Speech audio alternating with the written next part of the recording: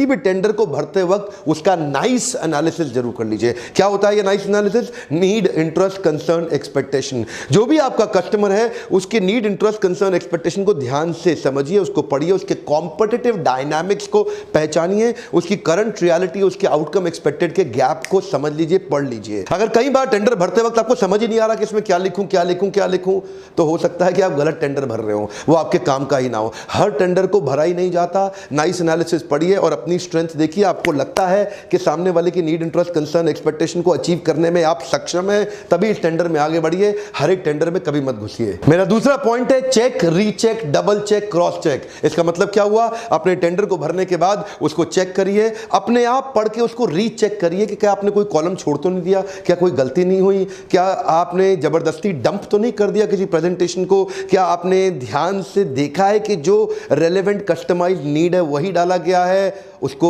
Check और recheck करने के बाद क्रॉस चेक किसी और से करवाइए, डबल चेक, ट्रिपल चेक फिर से कराइए, अगेन चेक कराइए, क्योंकि कई बार कुछ गलत इंफॉर्मेशन भेज दिया तो काम का टेंडर भी रिजेक्ट हो जाएगा। उसकी कंप्लायंसेस, उसकी लैंग्वेज एकदम क्लियर, राइटिंग, प्रपोजल कैसे जाना है, कितनी कॉपीज चाहिए, उसमें क्या रिक्वायरमेंट आएगी, उस डिटेल को ध्यान से पढ़िए। टेंडर के भरने के प्रोसेस को पूरा समझ लीजिए, क्या इलेक्ट्रॉनिक बिड है या बाय पोस्ट है या फिजिकली मिलके है। जो भी उन्होंने इंफॉर्मेशन रिक्वेस्ट करी उसको प्रूफ फ्री जरूर करा लीजिए। एक बात बताऊं, नहीं तो 1 सेकंड लगता है आपका पेपर उठा और कूड़े में चला गया, कूड़े में ना चला जाए। मेरा तीसरा पॉइंट है क्लाइंट फोकस्ड कंपेलिंग स्टोरी।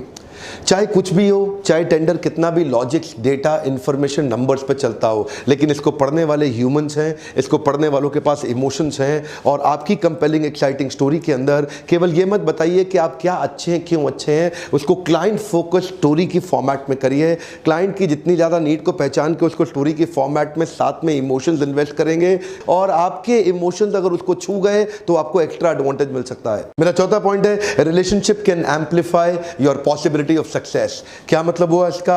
देखिए, चाहे टेंडर का बिजनेस है या कोई भी बिजनेस हो, रिलेशनशिप्स बहुत काम आते हैं। रिलेशनशिप की मदद से आपको क्लाइंट के बारे में ज्यादा नॉलेज मिलता है, ज्यादा इंफॉर्मेशन मिलता है, ज्यादा अंडरस्टैंडिंग मिलता है, और तब आप उस कस्टमाइजेशन के एडवांटेज को उठा सकते हैं रिलेशनशिप में। और रिलेशनशिप में थोड़ा ट्रस्ट भी बढ़ जाता है, और ट्रस्ट के चलते डिसीजन तेज हो जाते हैं।